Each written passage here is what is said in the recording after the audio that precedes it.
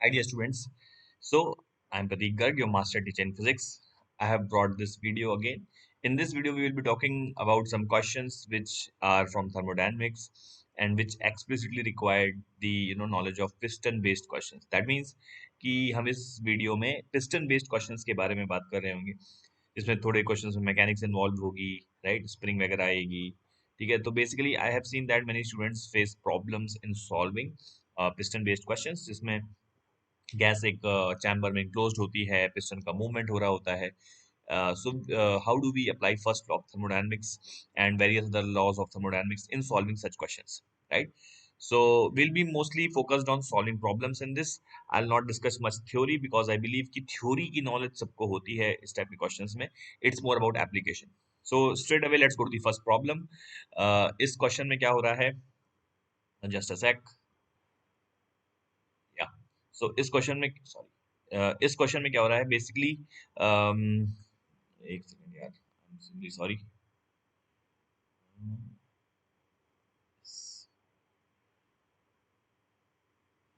So this is a piston. Here we have 300 Kelvin of temperature और second chamber का भी temperature 300 Kelvin ही है.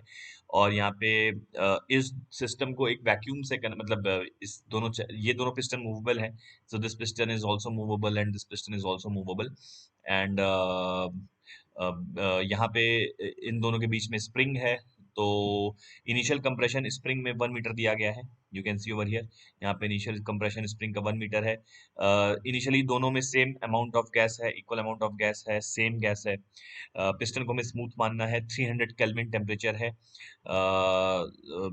Now what we do कि हम left chamber का टेम्परेचर 400 केल्विन कर देते हैं एंड राइट चैम्बर का टेम्परेचर 500 केल्विन कर देते हैं. एक इंफॉर्मेशन और गिवन है कि जो length of this left and right chamber है which is this is also 1 meters. तो हमें final compression in the spring 10x बताना है, जहाँ पे x की वैल्यू फाइंड करनी है सेंटीमीटर्स में. और initial compression in the spring 1 metre question में गिवन था. ठीक है, तो so now let's quickly understand this. तो एक बार मैं फिगर, सिंस यहाँ पे दिख नहीं रहा है तो मैं आपको आपसे फिगर बना देता हूँ फॉर योर क्लैरिटी. तो if you see, so what is happening over here कि यहाँ पे ये लेफ्ट चैम्बर हो गया. ठीक है, and this is the right chamber. ठीक है, this is the spring connecting both the chambers. ये लेंथ 1 मीटर है, correct, and this length is also 1 metre. ठीक है, ये 300 केल्विन है इनिशियली और ये भी 300 केल्विन है initially. Equal amount of gas है दोनों में, तो एन मोल्स दोनों में गैसेस हैं.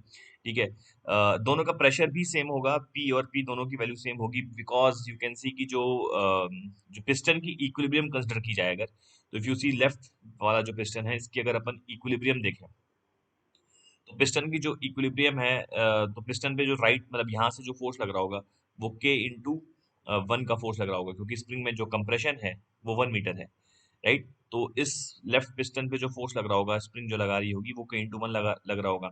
और इधर से जो गैस का फोर्स है वो प्रेशर इंटू ये वाला एरिया. ठीक है, इस एरिया को अगर अपन ए बोले तो प्रेशर इंटू एरिया ये फोर्स लग रहा होगा. सेम लॉजिक इधर भी दिया जा सकता है. इस पिस्टन पे जो फोर्स लगा रही होगी स्प्रिंग वो के इंटू 1 का लगा रही होगी और प्रेशर इंटू एरिया का फोर्स जो है राइट की तरफ से लग रहा होगा. हेंस वी कैन से कि सिंस दोनों पिस्टन इक्विलिब्रियम कंडीशन में है, सो वी कैन से कि pressure into area this will be is equals to k into 1. so this will hold good for both the pistons and hence we can say कि pressure of both the gases will be same. ठीक है, temperature same हो गया, pressure same हो गया, volume भी same दिख ही रहा है. ठीक है, तो everything is same initially, everything is equal initially, right. यहाँ से हमें समझ में आता है कि एवरीथिंग इज इक्वल. ठीक है, नाउ व्हाट हैपेंस इज कि लेट्स से कि फाइनल कंप्रेशन स्प्रिंग में एक्स मान लेते हैं. ठीक है, तो फाइनल कंप्रेशन को या यहाँ पे हमें एक्स की वैल्यू निकालनी है, तो एक काम करते हैं, फाइनल कंप्रेशन स्प्रिंग में एल मान लेते हैं. So remember what I am calling L. L क्या है? Final compression in this spring. मतलब जब इसका टेम्परेचर 400 हो जाएगा. ठीक है, I draw the figure once more. ठीक है, तो ये पिस्टन की मतलब ये नई सिचुएशन में पिस्टन लेट से यहाँ तक आ चुका है. ठीक है, and this is the spring. तो L is the final compression, final compression. ठीक है, this is the final compression in the spring. ठीक है, ये एरिया ए रहेगा ऑफ कोर्स. ठीक है, ये टेम्परेचर 400 केल्विन हो चुका है, right. And right temperature you can say is जो है 500 केल्विन हो चुका है. ठीक है, राइट टेम्परेचर इज 500 केल्विन, ये हो चुका है। करेक्ट। सो दिस मतलब कंप्रेशन, फाइनल कंप्रेशन को मैं एल कह रहा हूँ, फाइनल कंप्रेशन इज एल। ठीक है, तो लेट्स अंडरस्टैंड। तो लेट्स से इनिशियल कंप्रेशन 1 था और फाइनल कंप्रेशन एल हो गया। ठीक है, तो इसका मतलब ये पिस्टन और ये पिस्टन दोनों मिला के कितना चले होंगे, L-1, है कि नहीं? सोचो ध्यान से व्हाट आई एम सेइंग। जैसे मान लो एल की वैल्यू लेट्स से 1.5 मीटर है। ठीक है, तो पहले अगर कंप्रेशन 1 था स्प्रिंग में और अब कंप्रेशन 1.5 हो गया है, इसका मतलब क्या है कि स्प्रिंग कितना एक्स्ट्रा कंप्रेस हुई, L-1, है कि नहीं? पहले अगर 1 था कंप्रेशन और अब स्प्रिंग में कंप्रेशन की वैल्यू L हो गई है, दैट मीन्स कि स्प्रिंग फर्दर कितना कंप्रेस हुई, L-1। इसका मतलब ये वाला पिस्टन राइट की तरफ कितना मूव किया प्लस ये वाला पिस्टन लेफ्ट की तरफ जितना मूव किया, उसकी वैल्यू L-1 है। यू शुड अंडरस्टैंड दैट ये पिस्टन जितना लेफ्ट की राइट की तरफ मूव किया प्लस ये वाला पिस्टन लेफ्ट की तरफ जितना मूव किया, उसकी वैल्यू जो है L-1 हो गई। ठीक है, अच्छा पहले से ही ये वाली लेंथ प्लस ये वाली लेंथ 2 थी, ये लेंथ प्लस ये लेंथ 2 थी। अब हम व्हाट वी आर क्लेमिंग कि जितना ये इस तरफ मूव किया प्लस जितना ये इस तरफ मूव किया वो L-1 है। तो व्हाट वी कैन से कि ये वाली लेंथ प्लस ये वाली लेंथ, इसकी वैल्यू कितनी हो जाएगी, ये वाली लेंथ प्लस ये वाली लेंथ की वैल्यू कितनी हो जाएगी, देखो 2 तो पहले से ही था plus L-1 extra, that means this becomes L+1। So we can say कि ये वाली लेंथ प्लस ये वाली लेंथ L+1 है। ठीक है, remember L is the final compression in this spring. ठीक है, तो ये वाली लेंथ प्लस ये वाली लेंथ L+1 है। यहाँ पे L मीटर्स में मैं ले रहा हूँ, L इज इन मीटर्स। ठीक है, इन मीटर्स। ठीक है, now if you still think, तो यहाँ पे अभी भी n मोल्स है, यहाँ पे अभी भी n मोल्स है। ठीक है, प्रेशर अभी भी दोनों पे सेम होगा, मतलब whatever is the, let say pressure P dash हो गया दोनों जगह, तो प्रेशर अभी P डैश इक्वल होगा। सेम लॉजिक, जो स्प्रिंग फोर्स है वो K/L लग रहा है लेफ्ट पिस्टन पे भी राइट पिस्टन पे भी। हेंस पिस्टन सिंस इक्विलिब्रियम में है, सो वी कैन से कि P dash into area, P dash into area, this will be is equals to K/L, right? This will be is equals to K/L। ठीक है, तो we can say कि P dash के लिए दोनों जगह same होगी। ठीक है, मोल सेम है दोनों तरफ, प्रेशर सेम है, तो P V is equals to NRT से अपन बोल सकते हैं P V is equals to NRT से अपन कह सकते हैं कि अगर मोल्स भी सेम हो और प्रेशर भी सेम हो तो volume is proportional to temperature. यहाँ से यू कैन सी कि वॉल्यूम की प्रोपोर्शनलिटी टेम्परेचर के साथ आ जाएगी अगर मोल्स मोल्स और प्रेशर दोनों चैम्बर में सेम है। ठीक है, तो टेम्परेचर का रेशियो तो हमें पता है 4:5 है, लेफ्ट टू राइट चैम्बर का टेम्परेचर का रेशियो 4:5 है। इसका मतलब कि लेफ्ट टू राइट चैम्बर का जो वॉल्यूम रेशियो है वो भी 4:5 होगा, है कि नहीं? Left chamber is to right chamber का वॉल्यूम रेशियो, ठीक है, 4:5 होगा। ठीक है, और वी ऑलरेडी नो कि ये वाली लेंथ प्लस ये वाली लेंथ की वैल्यू 1+L है। एरिया ऑफ क्रॉस सेक्शन दोनों का सेम है, ये वाला एरिया एंड ये वाला एरिया दोनों का सेम है। तो इसका मतलब कि जो लेंथ का रेशियो है, मतलब कि ये वाली लेंथ का रेशियो, ठीक है, प्लस ये वाली लेंथ का रेशियो, सॉरी ये वाली लेंथ का रेशियो एंड ये वाली लेंथ का रेशियो वॉल्यूम रेशियो ही बन जाएगा, क्योंकि area of cross section same है और वॉल्यूम रेशियो टेम्परेचर के रेशियो में है। ठीक है, तो व्हाट वी कैन से कि 1+L/5 के रेशियो में डिवाइड करना पड़ेगा इफ यू थिंक केयरफुली। तो लाइक 1+L का जो टोटल मतलब 4:5 के रेशियो में कैसे डिवाइड करोगे, जैसे अगर तुम्हें, जैसे मान लो 10 को तुम्हें 3:2 के रेशियो में डिवाइड करना है, तो what do you do, 3/5 × 10 and 2/5 × 10, ऐसे करेंगे ना।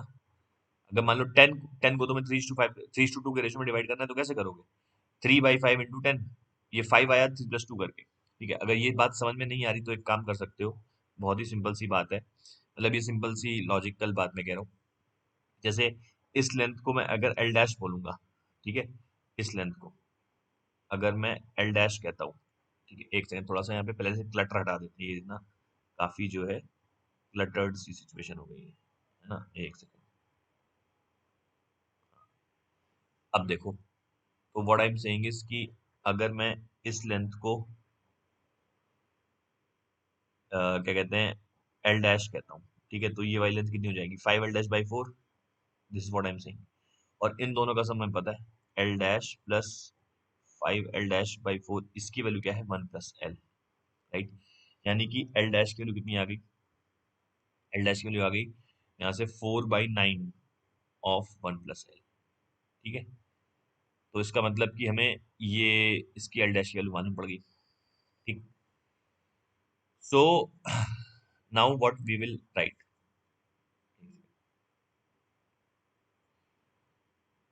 हाँ, तो अब वापस से मैं क्या कर रहा हूँ, इस पे पीवी इक्वल्स टू एनआरटी लगा देता हूँ, ठीक है। तो इसका प्रेशर क्या हो जाएगा, स्प्रिंग फोर्स अपॉन एरिया, ठीक है। तो स्प्रिंग फोर्स के इंटू एल हो गया फाइनली, ठीक है। K into L, L is the compression, के इज द स्प्रिंग कांस्टेंट, ठीक है। K into L upon area, ठीक है, हो गया प्रेशर इंटू वॉल्यूम। इसका वॉल्यूम कितना हो जाएगा, एल डैश इंटू एरिया, और एल डैश की वैल्यू क्या है 4/9 इंटू 1+L, ठीक है, इंटू एरिया, ठीक है। PV is equals to N R T, N R T की वैल्यू कितनी है 400 केल्विन, ठीक है। अच्छा, इनिशियली इनिशियली भी PV equals to N R T लगाएं अगर, तो इनिशियली प्रेशर कितना था, के इंटू वन था, ठीक है। K into one upon area, sorry, K into one upon area था प्रेशर, ठीक है। तो इनिशियली, ठीक है, तो K into one spring force upon area ये प्रेशर था। वॉल्यूम कितना था, ए इंटू वन, ठीक है, is equals to N into R into 300, ठीक है। तो यहाँ से के की वैल्यू आ गई 300 एन आर, ये एरिया एरिया कट जाएगा, यहाँ पे के की वैल्यू हमने 300 एन आर सब्स्टिट्यूट कर दी, तो ये बन गया 300 एन आर, ठीक है। L into 4/9 into 1+L is equals to 400 N R, ये आ गया। एन आर कैंसिल हो गया, ठीक है। ये 4, ये 100 बन जाएगा, ठीक है। और ये 100 इसको कैंसिल कर देगा, ये वाला 3 इसको 3 बना देगा।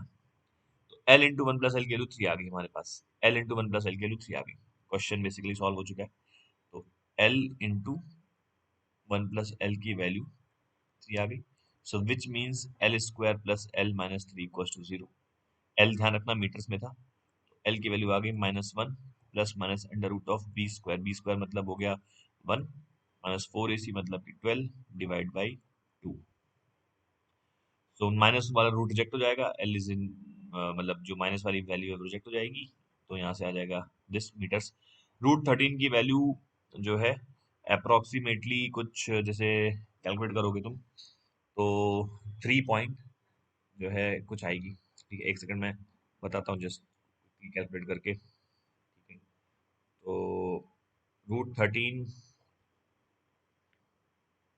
की वैल्यू आ रही है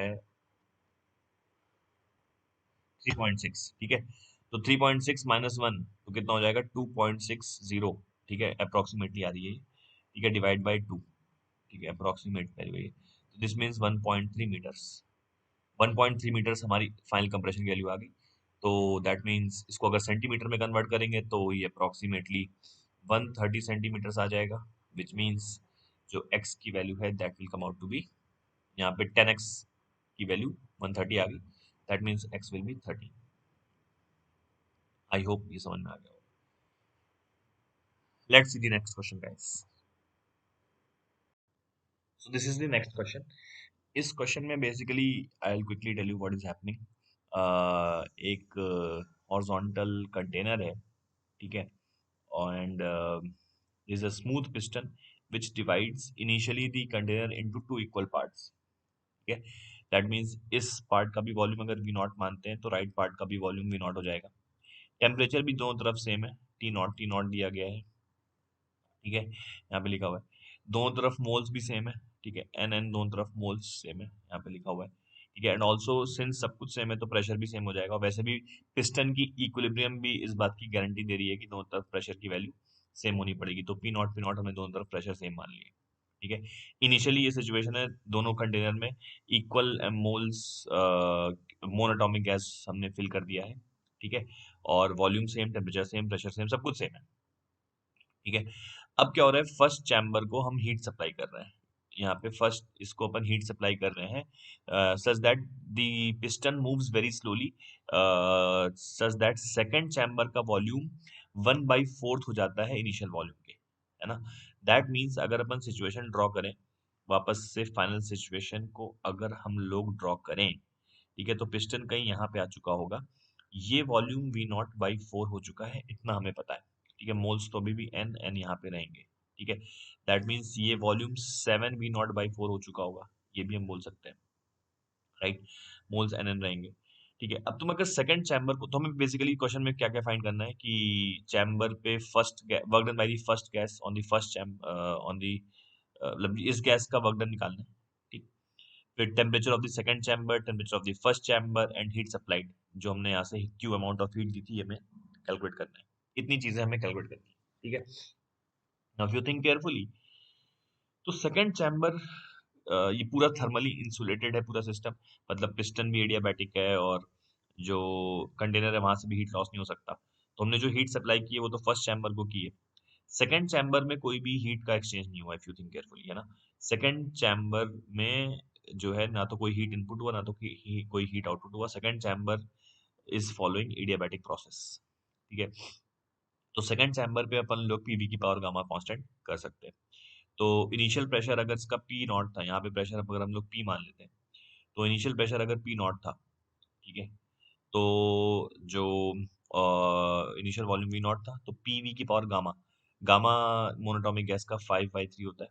this will be is equals to P into V not by 4 की पावर 5/3, ठीक है। यहाँ से हमारे पास प्रेशर की वैल्यू आ जाएगी, तो ये वी नॉट की पावर 5/3 कैंसिल हो जाएगा। So from here P becomes P not into 4 to the power 5/3, ठीक है।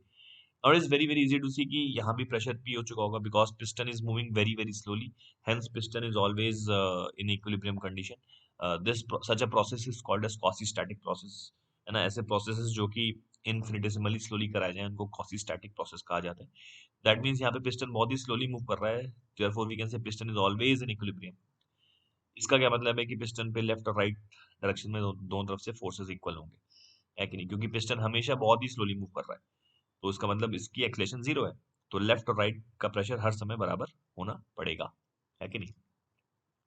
नहीं तो पिस्टन पे फोर्स आ जाएगी। तो पिस्टन का, तो इसका मतलब अगर राइट गैस का प्रेशर पी है तो फिर लेफ्ट गैस का प्रेशर भी पी हो गया होगा, ठीक है। तो पी की वैल्यू हमने इनिशियल प्रेशर के टर्म्स में निकाल ली, ठीक है।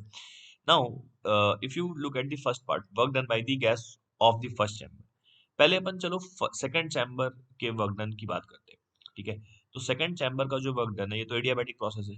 एडियाबैटिक प्रोसेस का वर्क डन कैसे लिखा जाता है? P1 V1 minus P2 V2 upon gamma minus 1, ठीक है। ये सेकंड चैम्बर के वर्क डन की बात कर रहे हैं हम लोग। तो सेकंड फॉर्मूला क्या होता है, ये सबको पता होता है, P1 V1 minus P2 V2 upon gamma minus 1, मतलब initial pressure volume minus final pressure volume divide by gamma minus 1, ये आएगा, ठीक है।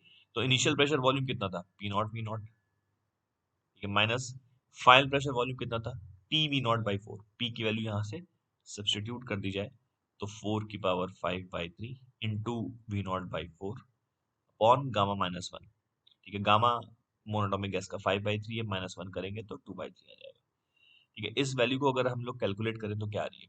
यहाँ से P0 V0 कॉमन आ जाएगा, ठीक है। P0 V0 कॉमन आ जाएगा, ये आ जाएगा और ये 3/2 हो जाएगा।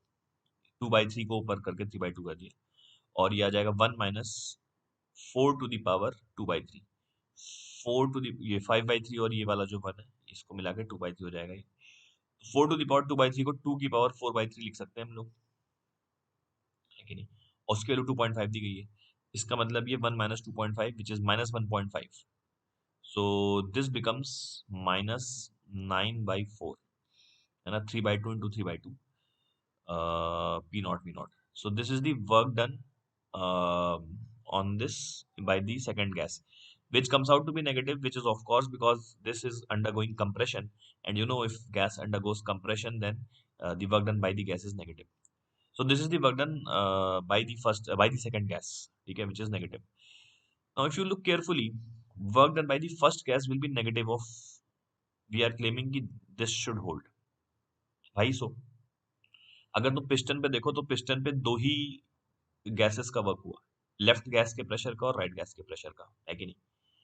पिस्टन पे वर्क एनर्जी थ्योरम लगाई जाए तो पिस्टन पे जितना, लाइक बोल सकते हैं ना, पिस्टन पे वर्क एनर्जी थ्योरम लगाए पिस्टन पे, तो work done by all the forces equals to change in the kinetic energy piston की काइनेटिक एनर्जी में कोई चेंज आया नहीं है, piston was moving very very slowly. तो जो पहली गैस का वर्क डन होगा प्लस सेकंड गैस का जो वर्क डन होगा दैट विल बी जीरो। ठीक है, मतलब वी आर सेइंग कि W1 plus W2 should come out to be zero. Work done by first gas plus work done by second gas on the piston should come out to be zero because piston की kinetic energy में कोई change आया ही नहीं, work energy theorem. तो that means कि work done by the first gas will be 9/4 P naught naught P naught V naught को you can write nRT naught, so we can say 9/4 nRT naught इसका answer हो जाएगा first part का। ठीक है, temperature of the second chamber निकालना बहुत आसान है। पीवी की पावर गामा कांस्टेंट का मतलब टीवी की पावर गामा -1 भी कांस्टेंट होता है, यू कैन सी। जैसे मैं यहाँ पे करूँ तो पीवी की पावर गामा कांस्टेंट, इसका मतलब क्या हो गया, अगर वी को एन आर सॉरी पी को N R T by V लिख दो, N R T by V, तो एन आर वापस कांस्टेंट में चला जाएगा, तो इसकी वैल्यू हो जाएगी टीवी की पावर गामा -1 कांस्टेंट। तो ये एडियाबैटिक प्रोसेस की इक्वेशन ये ऐसे भी लिखी जा सकती है, टीवी की पावर गामा -1 कांस्टेंट। ठीक है, तो अब अगर हम लोग जो है ये वाली इक्वेशन अगर हम लोग सेकंड चैम्बर पे लगा दें, तो सेकंड चैम्बर का इनिशियल टेम्परेचर टी नॉट था। ठीक है, वॉल्यूम वी नॉट था, इसकी पावर गामा -1 करेंगे तो ये 2/3 आ जाएगा, is equals to final temperature इसका अगर मैं T2 बोल देता हूँ। ठीक है, तो T2 इंटू वी की मतलब V0/4 की पावर 2/3। ठीक है, ये आ जाएगा, विच मीन्स T2 की वैल्यू क्या आ रही है हमारे पास, इफ यू सी तो ये V0 की पावर 2/3 कैंसिल हो जाएगा, तो हो गया 4 की पावर 2/3 इंटू T0। 4 की पावर 2/3 को अपन लिख सकते हैं 2 की power 4/3 into T0 which is 2.5 T0। इसकी वैल्यू कितनी हो गई, 2.5 T0। ठीक है, final temperature of the first chamber, remember first chamber पे अपन एडियाबैटिक प्रोसेस की इक्वेशन नहीं लगाएंगे बिकॉज इसको हीट मिली है, बट फर्स्ट चैम्बर पे अपन मोल्स कंजर्व कर सकते हैं। ठीक है, तो if you think carefully first chamber पे अगर मैं मोल्स कंजर्वेशन को यूज करूं तो P V by T constant कर देते हैं, तो that means P not V not upon T not is equals to, P की वैल्यू हमें पता है, पी नॉट इंटू 4 की पावर पी नॉट इंटू 4 की पावर 5/3। ठीक है, इंटू वी की वैल्यू भी पता है 7V0/4। ठीक है, अपॉन टेम्परेचर T1, इसको अगर मैं T1 बोलता हूँ फाइनल टेम्परेचर, तो इसको तुम सॉल्व करोगे तो T1 की वैल्यू आ जाएगी तुम्हारे पास 35/2 T0। ये तुम सॉल्व कर सकते हो बहुत इजीली, तो आ जाएगा 35/2 T0। ठीक है, तो ये कितना आ गया हमारे पास 35, यहाँ पे लिख देते हैं आंसर। ठीक है, 35/2 T0 ये वैल्यू आ गई। ठीक है, सॉरी ये मैंने गंदा लिख दिया, एक सेकंड। ठीक है, 35/2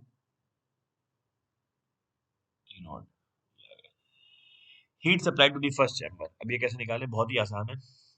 जैसे तुम एक ऐसे समझ सकते हो कि इसको निकालने के बहुत सारे तरीके हैं। एक तरीका तो ये हो गया कि भाई पूरे सिस्टम की, देखो पूरे सिस्टम पे total work done by the first, ये ना जब work done by the first gas plus work done by the second gas zero हो रहा है कि नहीं। अगर मैं पूरे सिस्टम पे FLTD लगा दूं, फर्स्ट लॉ ऑफ थर्मोडायनेमिक्स, पूरे सिस्टम पे दोनों चैम्बर को मिला के, तो क्या आएगा कि भाई जो है पूरे सिस्टम पे जो फर्स्ट लॉ ऑफ थर्मोडायनेमिक्स बोलता है वो ये बोलता है कि W1 plus W2 plus delta U1 plus delta U2 is equals to Q system, है कि नहीं। Delta U1 plus delta U2 plus W1 plus W2 equals to Q1 plus Q2, Q1 plus Q2 is Q only. W1 plus W2 की value zero है, इसका मतलब सीधा बोला जा सकता है कि Q की वैल्यू हो जाएगी delta U1 plus delta U2, ऐसे सोच सकते थे। ठीक है, मतलब change in the internal energy of both the gases. इसको सोचने का एक तरीका ये भी है कि अगर मैं खाली फर्स्ट चैम्बर को देखूं, अगर मैं खाली भाई जो हीट दी गई थी वो खाली फर्स्ट चैम्बर को दी गई थी, ये सेकंड पर्सपेक्टिव में बता रहा हूँ। अगर मैं खाली फर्स्ट चैम्बर के पर्सपेक्टिव से सोचूं तो जो हीट दी गई थी वो खाली फर्स्ट चैम्बर को दी गई थी। तो अगर मैं फर्स्ट चैम्बर के पर्सपेक्टिव से बात करूं तो क्यू की वैल्यू क्या हो जाएगी, डेल्टा U1 प्लस W1। ठीक है, नाउ W1 को अपन लिख सकते हैं माइनस W2। ठीक है, W1 को we can write minus W2, अभी हमने बताया था। ठीक है, that means this is minus W2। अब second chamber adiabatic process follow कर रहा है, तो यानी कि सेकंड चैम्बर का Q जीरो है, सेकंड चैम्बर का Q जीरो है, इसका मतलब W2 प्लस डेल्टा U2 की वैल्यू जीरो हो जाएगी, है कि नहीं। यानी डेल्टा U2 की वैल्यू कितनी आ जाएगी, minus W2। That means this again becomes delta U1 plus delta U2।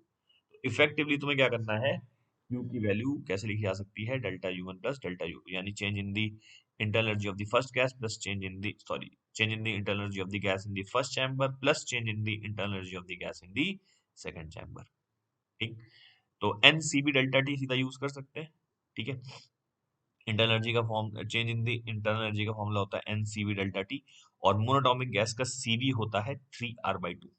ठीक, तो T1 की फाइनल वैल्यू हमने निकाली थी 35/2 T not, initial temperature T not था, तो जो डेल्टा U1 आएगा वो क्या आएगा, NCB हो जाएगा 3R/2, ठीक है, इंटू डेल्टा T नॉट मतलब 35/2 माइनस 1 इंटू T नॉट, ये डेल्टा U1 हो गया, प्लस डेल्टा U2 की वैल्यू कितनी हो जाएगी 3R/2 इंटू इसका फाइनल टेम्परेचर T2 की वैल्यू 2.5 T नॉट थी, यानी 2.5 माइनस 1, तो 2.5 माइनस 1 इंटू T नॉट। ठीक है, इस वैल्यू को तुम कैलकुलेट कर लो, this will come out to be 27 NR T naught. ठीक, तो heat supplied to the system कितना हो जाएगा, इसका आंसर आ जाएगा 27 NR T naught. I hope you would have enjoyed this question, ये समझ में आ गया होगा। Let us go to the next question guys, let's see the next question. तो this is the next question. तो अब इस क्वेश्चन, एक सेकेंड, तो अब इस क्वेश्चन में क्या हो रहा है, बेसिकली जो है यहाँ पे first let's read the question. ये जो पिस्टन और लोड है ना, यहाँ पे पिस्टन और लोड का टोटल मास यहाँ पे 1000 kg है। ठीक है, तो पिस्टन और लोड का टोटल मास यहाँ पे 1000 kg दिया गया है। सिलेंडर का जो क्रॉस सेक्शन एरिया है 0.5 मीटर स्क्वायर दिया गया है। ठीक है, जो प्रेशर ऑफ द गैस है इनिशियली वो आउटसाइड प्रेशर एटमॉस्फेरिक प्रेशर के बराबर है 10⁵ पास्कल्स। इनिशियल गैस का टेम्परेचर 300 केल्विन दिया गया है। ठीक है, length of the cylinder 1 metre, मतलब लेंथ ऑफ दी ये जो चैम्बर है 1 मीटर दिया गया है। ठीक है, और अब हम क्या कर रहे हैं, स्लोली स्लोली इसको हीट देना शुरू करते हैं यहाँ से इलेक्ट्रिक हीटर की मदद से, जिसकी पावर रेटिंग 1000 वाट है। तो स्लोली स्लोली हीट देना शुरू करते हैं सच दैट कि फाइनली ये जो पिस्टन है बहुत ही स्लोली मूव करता है, एंड 0.5 मीटर के थ्रू ये पिस्टन ऊपर चला जाता है। यहाँ पे दिया गया 0.5 मीटर पिस्टन ऊपर चला जाता है। तो हमें बताना है total heat supplied by the process. ठीक है, total heat supplied in the process हमें ये बताना है। ठीक है, तो बी केयरफुल। अब इस क्वेश्चन में हमें थोड़ा सा ध्यान रखना है कि देखो, पहले तो इनिशियली जो गैस का प्रेशर था, ठीक है, वो आउटसाइड प्रेशर के बराबर था 10⁵ पास्कल्स। ठीक, इसका मतलब ये जो देखो, ये जो पिस्टन प्लस लोड है, ठीक है, this is the piston plus load. एक सेकेंड, ठीक है, तो ये जो पिस्टन प्लस लोड है यहाँ पे हमारे पास, इसके ऊपर अगर फोर्स एनालिसिस की जाए तो यहाँ से एटमॉस्फेरिक प्रेशर लग रहा है, यहाँ से गैस प्रेशर लग रहा है, ये दोनों फोर्सेस एक दूसरे को कैंसिल कर रहे हैं। ठीक है, अब जो है बोल सकते हैं कि इस बम्पर के एरिया को बहुत ही नेग्लिजिबल मानना है बाय द वे, मतलब अपन मान सकते हैं कि ये जो बम्पर का एरिया यहाँ पे थोड़ा सा दिखा दिया गया है, तो बम्पर के एरिया को नेग्लिजिबल मान लेते हैं, मतलब दिस एरिया इज नेग्लिजिबल, ये वाला एरिया नेग्लिजिबल है। ठीक है, तो उससे क्या होगा, जो प्रेशर ऑफ गैस है और जो प्रेशर ऑफ एटमॉस्फेयर है उसका फोर्सेस, मतलब उसकी वजह से नेट फोर्स कैंसिल हो जाएगा। प्रेशर ऑफ एटमॉस्फेयर इनटू ये area is equal to pressure of gas into ये वाला एरिया। ठीक है, तो कैंसिल हो जाएगा। तो जो इसका mg है, मतलब ये जो 1000 kg का जो लोड है, ये यहाँ से आता हुआ नॉर्मल रिएक्शन बैलेंस कर रहा होगा। ठीक है, यहाँ से जो है बेसिकली जो नॉर्मल रिएक्शन है वो बैलेंस कर रहा होगा। ठीक, तो वी कैन से कि जो इनिशियली जो नॉर्मल रिएक्शन था, बम्पर जो लगा रहा था ऊपर की तरफ, ये एरिया बहुत छोटा है बट नॉर्मल रिएक्शन तो लगा ही सकता है। ठीक है, मतलब जैसे कि यहाँ पे छोटे छोटे बम्पर्स अपन ऐसे ऐसे मान सकते हैं। ठीक है, इसके ऊपर ऐसे लोड ऐसे रखा गया है, इस टाइप से सिचुएशन तुम एज्यूम कर सकते हो। ठीक है, इस टाइप से सिचुएशन तुम एज्यूम कर सकते हो। ठीक है, तो यहाँ से जो सपोर्ट से नॉर्मल रिएक्शन आ रहा होगा यहाँ से, उसकी वैल्यू mg के बराबर हो जाएगी कि नहीं हो जाएगी, सोचो। क्योंकि ऊपर का एटमॉस्फेरिक फोर्स ऊपर से जो लग रहा है और नीचे से गैस का फोर्स एक दूसरे को कैंसिल कर रहा है।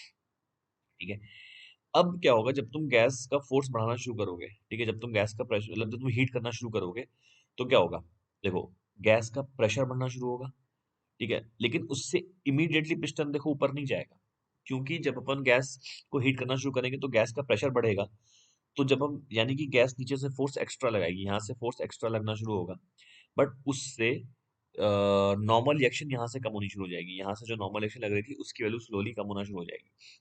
तो यू थिंक केयरफुली कि ये पिस्टन इमीडिएटली ऊपर नहीं जाएगा, हम हीट करते जाएंगे, गैस का प्रेशर बढ़ता जाएगा, गैस का वॉल्यूम कांस्टेंट रहेगा थोड़ी देर तक, प्रेशर बढ़ रहा होगा, वॉल्यूम कांस्टेंट है, प्रेशर बढ़ रहा है, वॉल्यूम कांस्टेंट है, प्रेशर बढ़ रहा है। एक समय ऐसा आएगा जब गैस का प्रेशर इतना बढ़ चुका होगा कि नॉर्मल रिएक्शन यहाँ से जीरो हो जाएगी, यहाँ से जो बम्पर की जो नॉर्मल रिएक्शन थी ये जीरो हो जाएगी, है कि नहीं।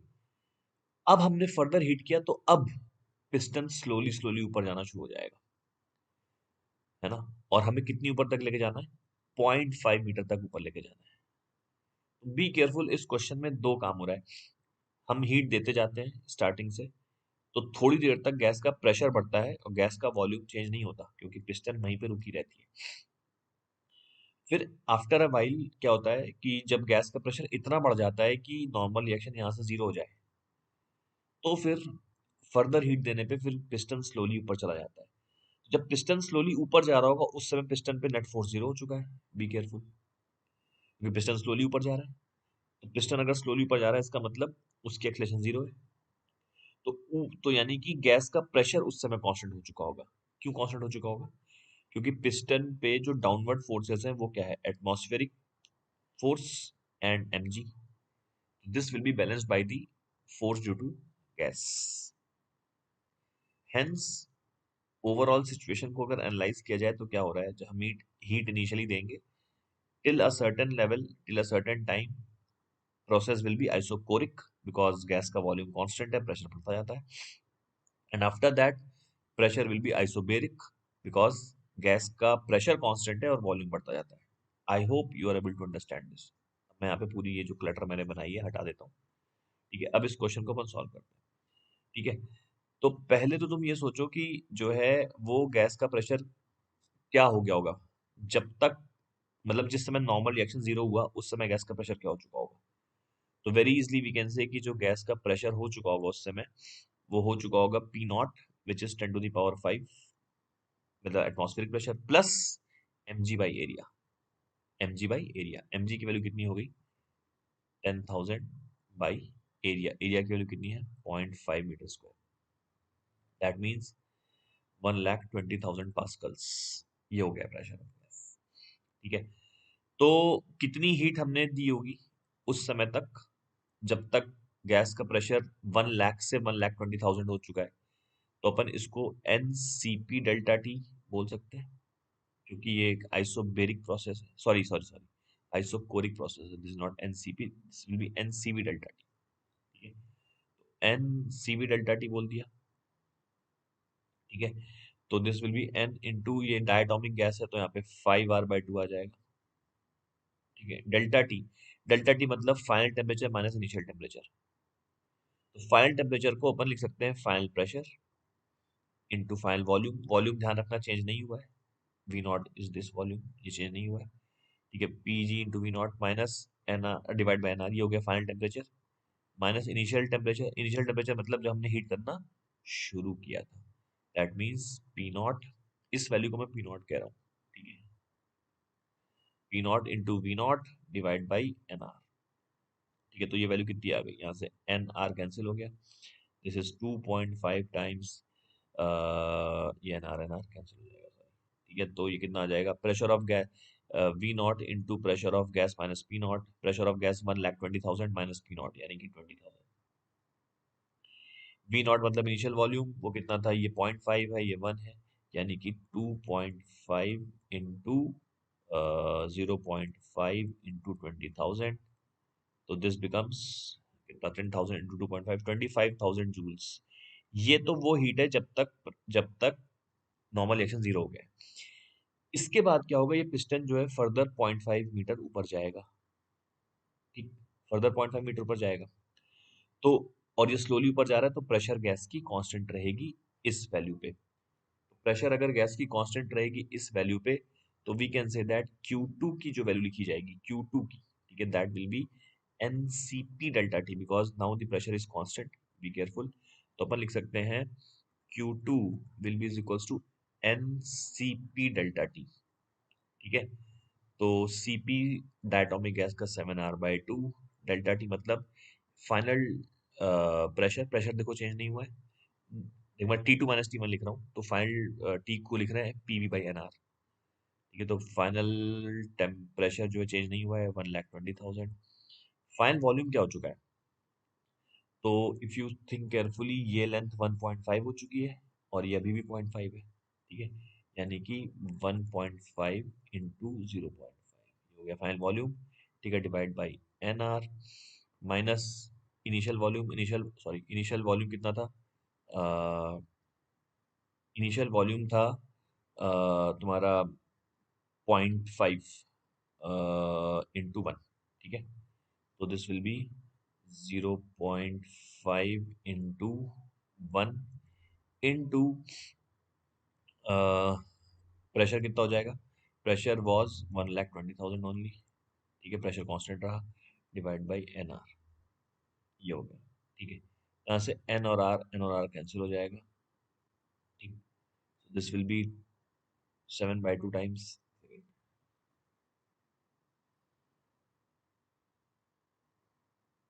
ये कितना आ जाएगा, 1,20,000 भी कॉमन ले लेते हैं,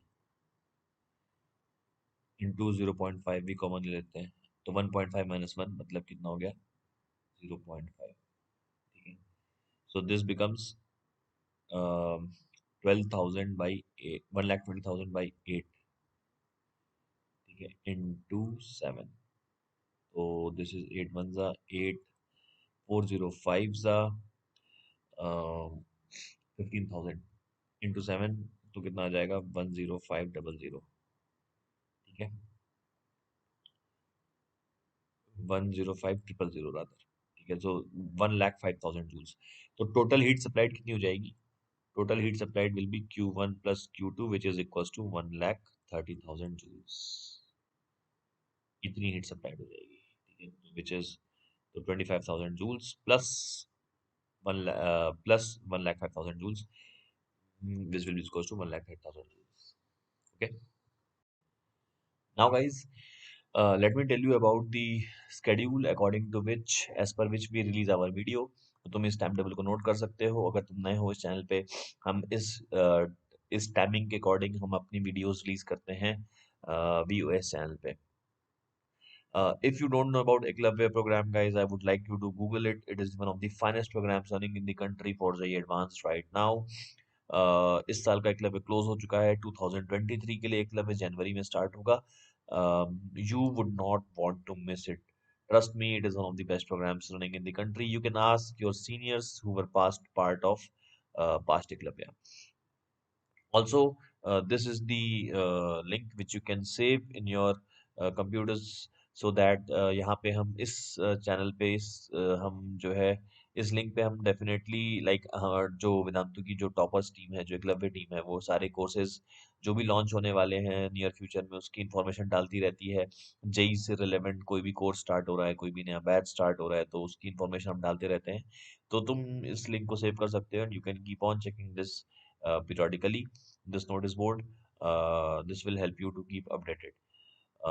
So this was all from my side, guys, in this session, and I will bring the part two of this also, in which we'll be doing some more questions, and then I will give you one teaser question also in the next week. I hope you would have enjoyed this. Thank you so much.